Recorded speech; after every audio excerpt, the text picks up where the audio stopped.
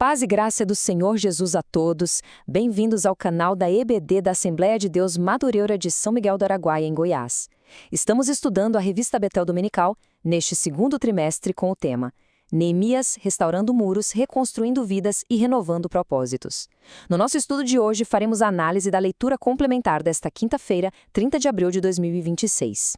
Esta leitura serve de base para a lição 5, que tem como título Fortalecido pela fé para combater o medo com coragem, fundamentada no livro de 2 Crônicas, capítulo 32, versículo 21. Nosso grande objetivo com esta análise é extrair os ensinamentos práticos deste texto sagrado e aplicá-los de forma direta à nossa jornada, observando com atenção como a verdadeira fé nos prepara para os embates espirituais do cotidiano. Para que o nosso aprendizado seja bem claro e edificante, dividimos o conteúdo de hoje em 5 partes. Iniciaremos com a introdução à leitura complementar. Em seguida, trataremos sobre a fé que vence medos. No nosso terceiro ponto, veremos como o conhecimento dissipa a ignorância. Avançaremos depois para a vigilância espiritual e a ação. E por fim, contemplaremos o triunfo da obra divina. Entrando no nosso primeiro ponto, introdução à leitura complementar. Meus irmãos, precisamos compreender que o medo é uma arma antiquíssima do adversário. Pensemos em Neemias, lidando com ameaças reais de morte durante a reconstrução em Jerusalém. Pensemos também no rei Ezequias, cercado pelo temível exército assírio, conforme lemos em 2 Crônicas.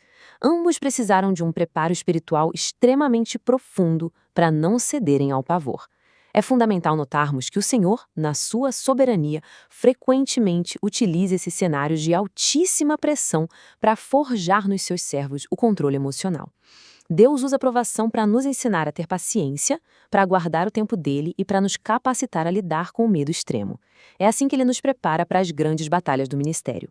Essa preparação divina nos leva a um princípio teológico inegociável, que foi maravilhosamente resumido pelo apóstolo Paulo em 2 Timóteo, capítulo 1, versículo 7. A palavra nos garante: Deus não nos deu espírito de covardia, mas de poder, amor e domínio próprio. Vejam bem, o medo paralisante, aquele terror que nos impede de avançar e de realizar a obra do Senhor, jamais tem a sua origem em Deus. Pelo contrário, o nosso Deus equipa os seus servos com poder para agir de forma corajosa, com amor para suportar as aflições com os irmãos e com domínio próprio para manter a mente sã e equilibrada, mesmo quando as adversidades parecem insuperáveis. E isso nos leva diretamente ao nosso segundo ponto, a fé que vence medos, onde analisamos a guerra psicológica do inimigo. Da mesma forma que os inimigos de Neemias tentaram paralisar a reconstrução com o terror psicológico, o rei da Assíria, Senaqueribe, usou exatamente a mesma tática contra Ezequias. Ele enviou cartas e mensageiros com um único propósito: zombar do Deus de Israel e abater a moral do povo. O objetivo do inimigo, ontem e hoje, raramente é apenas um ataque físico frontal. O que ele quer mesmo é derrubar a nossa moral, enfraquecer a nossa fé e fazer com que o obreiro se sinta tão pressionado a ponto de abandonar a sua vocação. E os ataques relatados nas Escrituras são muito diretos e francamente cruéis. Eles chamaram os judeus de fracos, zombaram da qualidade do muro que estava sendo construído, espalharam rumores falsos de morte e chegaram a subornar profetas para enganar Neemias. No caso de Ezequias, os assírios gritavam de propósito na língua dos judeus para que o povo comum sobre os muros ouvisse e se desesperasse. Trazendo isso para os nossos dias, o inimigo continua operando da mesma forma. Ele usa as distrações modernas, as calúnias, as críticas destrutivas e os falsos rumores para gerar desânimo no coração do líder e do obreiro cristão. A intenção maligna continua sendo paralisar o seu ministério e interromper a obra que Deus confiou às suas mãos. Diante de um cenário de tanta oposição, é necessário que façamos uma autoanálise muito sincera. Reflita agora.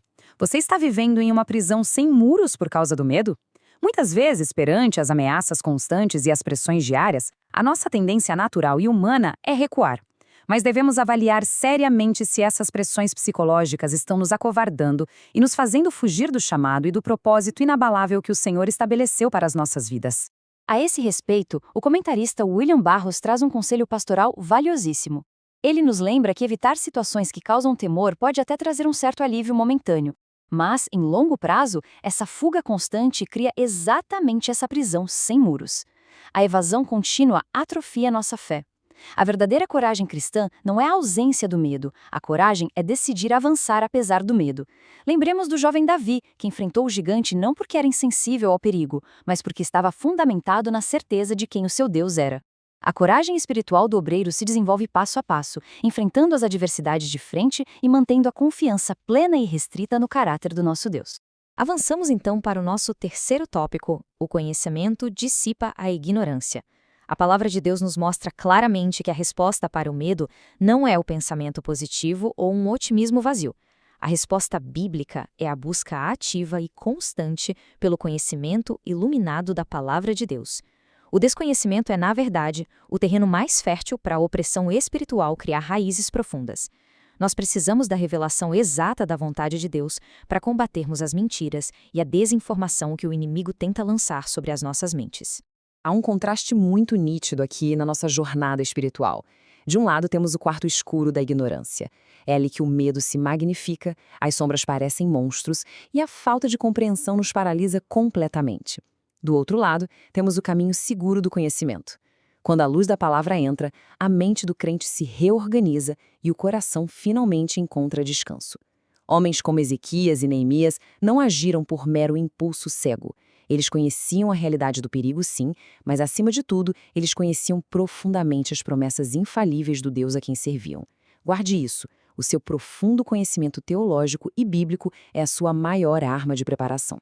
E este princípio grandioso é confirmado no livro do profeta Isaías, capítulo 26, versículo 3, que diz: Tu conservarás em perfeita paz aquele cuja mente está firme em ti. A fé verdadeira e o entendimento caminham sempre lado a lado. O obreiro cristão que é maduro, que está firmado na palavra, ele reage muito menos por impulso às provocações externas e passa a discernir muito mais através da ótica do Espírito Santo. Quando a nossa mente está irrevogavelmente centrada na pessoa de Cristo, as circunstâncias externas e as pressões diárias simplesmente perdem a capacidade de ditar as nossas reações. Chegamos ao quarto ponto do nosso estudo: vigilância espiritual e ação. É preciso destacar que a fé genuína jamais é letárgica ou inativa. Ela exige de nós um posicionamento extremamente prático.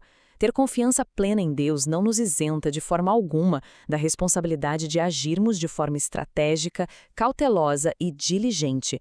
A nossa oração constante deve ser obrigatoriamente acompanhada de uma vigilância ininterrupta para a proteção do rebanho e da obra do Senhor. Se olharmos para Neemias, a sua estratégia de vigilância repousava em pilares muito firmes. Primeiro, a oração contínua. É a oração que sintoniza a mente humana com a direção segura do Espírito Santo. Segundo, ele manteve guardas posicionados dia e noite. Isso nos ensina que não há sequer um momento em que a igreja possa baixar a sua guarda espiritual. E terceiro, os trabalhadores estavam armados. Esta é a mais pura aplicação prática da fé, a dependência absoluta de Deus, manifestada através do nosso esforço diligente e de uma defesa muito bem estruturada contra os ataques. Orar, irmãos, é o fundamento. Mas vigiar as portas da nossa mente, da nossa casa e da nossa congregação é uma ordem igualmente imperativa dada pelo Senhor. Essa dualidade define de forma perfeita o que é a vida cristã autêntica. De um lado, existe a figura do trabalhador, aquele que está focado em edificar, construindo com a sua colher de pedreiro, expandindo o reino de Deus. Mas, simultaneamente, existe a figura do soldado, aquele que está atento, empunhando firmemente a sua espada, totalmente focado na vigilância contra os ardis do inimigo. O obreiro da igreja de hoje não tem o luxo de escolher apenas uma dessas funções. Ele foi chamado para exercer ambas. Nós devemos construir lares fortes, ministérios sólidos e discipular vidas com dedicação, enquanto mantemos uma defesa ferrenha contra qualquer artimanha maligna. Toda essa postura de vigilância nos remete diretamente ao sério ensino do apóstolo Paulo em Efésios capítulo 6, versículo 13, onde ele ordena: Portanto, tomai toda a armadura de Deus, para que possais resistir no dia mau e, havendo feito tudo, ficar firmes. O revestimento espiritual, meus irmãos, não é uma recomendação opcional, é uma exigência absoluta de sobrevivência. Diante da guerra espiritual que nós travamos diariamente contra as distrações, contra os principados e as ameaças deste século, somente assumindo todas as peças desta armadura divina é que poderemos resistir às pressões sem ceder 1 centímetro sequer. Encaminhamos-nos agora para a última sessão do nosso estudo, o triunfo da obra divina. A verdade bíblica é que quando a nossa fé suplanta o medo, quando o nosso conhecimento na palavra dissipa a ignorância e quando a nossa vigilância acompanha o nosso trabalho diligente, o resultado final é inevitável. A vitória não provém da nossa força humana ou da nossa capacidade intelectual, mas ela vem do Deus vivo que sempre intervém de forma poderosa e soberana na história dos seus servos fiéis. Foram necessárias apenas 52 dias para a reconstrução de muros que estavam destruídos e em ruínas há mais de um século. Isso nos traz uma profunda e belíssima análise teológica sobre o conceito do tempo de Deus. O tempo, sob a ótica bíblica, sempre se dobra à soberania divina. Quando o povo age em sincera obediência, o Senhor é poderoso para acelerar os seus propósitos. Da mesma forma, no relato bíblico de Ezequias, Deus não precisou de meses de cerco ou de longos anos de guerra. Em uma única noite, ele agiu para trazer um livramento que parecia absolutamente impossível aos olhos dos homens. A espera paciente, fazendo a vontade de Deus, nunca é tempo perdido.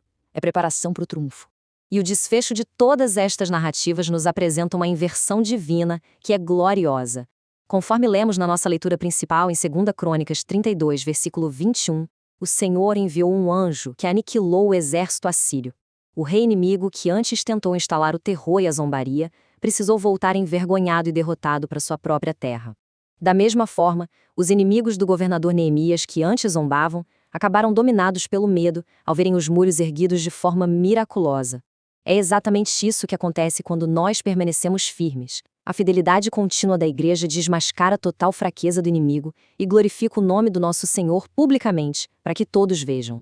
Para concluirmos a nossa análise reflexiva de hoje, deixo com vocês esta indagação contundente, para que avaliemos os nossos corações.